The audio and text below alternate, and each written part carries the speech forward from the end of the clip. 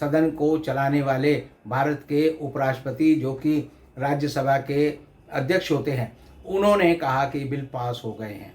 इस तरह से बिल पास करना धक्का मुक्की की दर तो एक तरह से मछली बाजार बनाकर या एक तरह से कहिए गुंडागर्दी की सरकार की जो परंपरा है वो करके अगर ये बिल पास होते हैं तो ये संसदीय मर्यादाओं का पूरी तरह उल्लंघन है। एक तरह से अगर ये देखा जाए तो संसदीय इतिहास में ये पूरा सत्र जो है काला सत्र कहलाएगा। इसमें जिस परंपराओं को डाला गया वो सारी काली परंपराएं कहलाएंगी। मोदी सरकार ने तय कर लिया है कि वो सदन को गुंडों की तरह चलाएगी, सदन को सभ्य देश के एक सदन की तरह नहीं चलाएगी। ये मानसून सत्र जो है एक तरह से देखें तो पेगासस और किसान आंदोलन के लिए लोगों की जो मांग थी कि तीनों काले कानून वापस लो, उसके भेंट चढ़ गया। देश की 17वीं लोकसभा का मानसून सत्र खत्म हो गया है और खत्म इस अंदाज में हुआ कि पूरे सत्र में किसी तरह की कोई सार्थक गतिविधि नहीं हुई, कोई सार्थक बहस नहीं हुई और सिर्फ ये मानसून सत्र जो है एक तरह से देखें तो पेगासस और किसान आंदोलन के लिए लोगों की जो मांग थी कि तीनों काले कानून वापस लो, उसके भेंट चढ़ गया। भेंट चढ़ने के साथ साथ एक अजीबोगरीब हालत ये रहे कि संसद में संसदीय जो परंपरा है, संसद की चलाने की या सदनों को चलाने की जो परंपरा है, उनको पूरी तरह से धूर्त कर दिया गया है, उनको पूरा नेस्तनाबूद कर दिया गया है। देश की संसद पर हर साल 34 करोड़ रुपए से ज़्यादा का धन खर्च होता है। मैंने उसका हिसाब लगाया तो पाया कि 365 दिन में अगर हम इसको भाग दें तो तकरीबन 10 लाख रुपए रोज देश की लोकसभा और राज्यसभा पर हम जनता के बजट से खर्च करते हैं। इस देश की ये जो वर्तमान मानसून सत्र था, इसकी अवधि जो है 96 घंटे की बहस की थी लोकसभा में और 97 घंटे की थी राज्यसभा में। लेकिन हम देखते हैं कि जैसा कि लोकसभा अध्यक्ष ने अभी कहा है कि 96 घंटे में सिर्फ 21 घंटे काम हुआ है और उसका अंदाज़ा जो है रविशंकर प्रसाद जो पूर्व मंत्री हैं, उन्होंने कहा कि देश के 170 करोड़ रुपए खर्च हुए हैं, खराब हुए हैं। लेकिन अगर इस पैमाने पर चलें तो 19 जुलाई को जो संसद का सत्र शुरू हुआ और 10 अगस्त को जो खत्म हुआ, अगर इसके दिनों को गिनेंगे तो 23 दिन में तकरीबन 2 करोड़ 30 लाख रुपए संसद के ऊपर बजट से खर्च किए गए हैं। अब रविशंकर प्रसाद ने 170 करोड़ रुपए के खर्च होने का या व्यर्थ होने का जो अनुमान लिया है, ये किस आधार पर लिया है, ये समझ में ना आने वाली बात है। और मैं जानबूझकर भी अगर इसकी पूरी तरह से कैलकुलेशन करता हूँ तो ये बात जो है पूरी झूठी और बेमतलब निकलती है। दूसरी तरफ जब संसद में कोई भी बिल पास होता है तो संसद की एक परंपरा है, पहले संसद में जो है ध्वनि मत से कोई बिल पास होता है, ध्वनि मत पर अगर लोग ऑब्जेक्शन करते हैं तो चिट दी जाती है और वो जो है कागज़ की एक पर्ची होती है जिसके आधार पर हर सदस्य अपना जो है यस और नो लिखता है।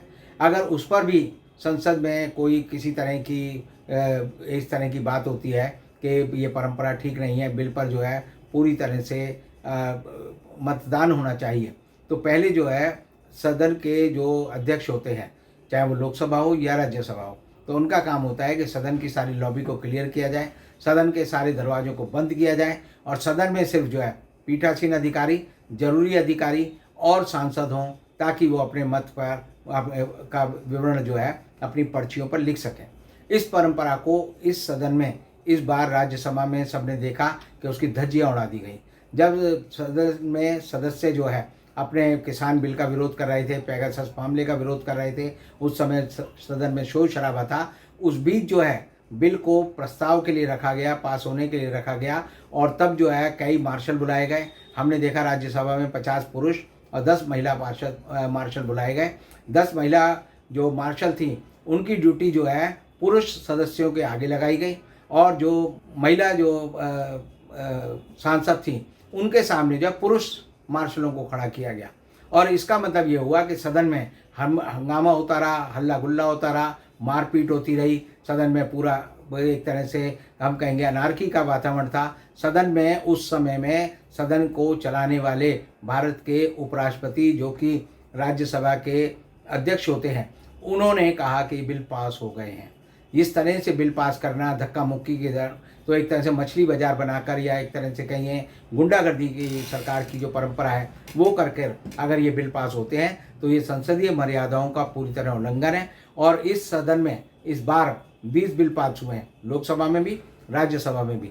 और सारे बिल में संविधान संशोधन विधेयक को छोड़कर बाकी सब समय जो है हर मतदान का जो परंपरा है उसका पूरी तरह से विचलन हुआ है, उसका कोई पालन नहीं किया गया। और एक तरह से अगर ये देखा जाए तो संसदीय इतिहास में ये पूरा सत्र जो है काला सत्र कहलाएगा। इसमें जिस परंपराओं को डाला गया वो सारी काली परंपराएं कहलाएंगी। और ऐसे में देश को, जनता को सोचना है कि लोकसभा और राज्यसभा का जिस तरह से हनन हो रहा है, उसके सदस्यों का जो विशेषाधिकार खत्म हो रहा है, सदन में कोई बहस नहीं होने दी जा रही, सदन में जानबूझकर ऐसी व्यवस्था की गई है कि सदस्यों की पिटाई हो, उन्हें पीटा जाए। तो ऐसी हालत में लोकसभा और राज्यसभा को चलाने की जिम्मेदारी जो कि सरकार की होती है वह उसमें असफल हुई है। और यह बात जो है जनता को समझनी चाहिए कि सदन जो है वो बातचीत के लिए है, वो देश की सबसे बड़ी पंचायत कहलाती है, वहाँ पर बहस होनी चाहिए। लेकिन हम देख रहे हैं कि जब पिछले साल 3 किसान कानून बिल पास हुए लोकसभा में और राज्यसभा में, तब भी यही जो है वह विचलन था, तब भी यही जो है हर तरह से हंगामा था। और तब से जो है मोदी सरकार ने तय कर लिया है कि वो सदन को गुंडों की तरह चलाएगी, सदन को सभ्य देश के एक सदन की तरह नहीं चलाएगी। ये एक शर्म की बात है और इस पर देश के लोगों को सोचना चाहिए कि हमने किन लोगों को सरकार दी है, किन लोगों को सत्ता में डाला है, और इसकी जांच जो है उच्च स्तर पर होनी चाहिए। और यह जो है देश के लोकतंत्र के लिए एक खतरे की घंटी है।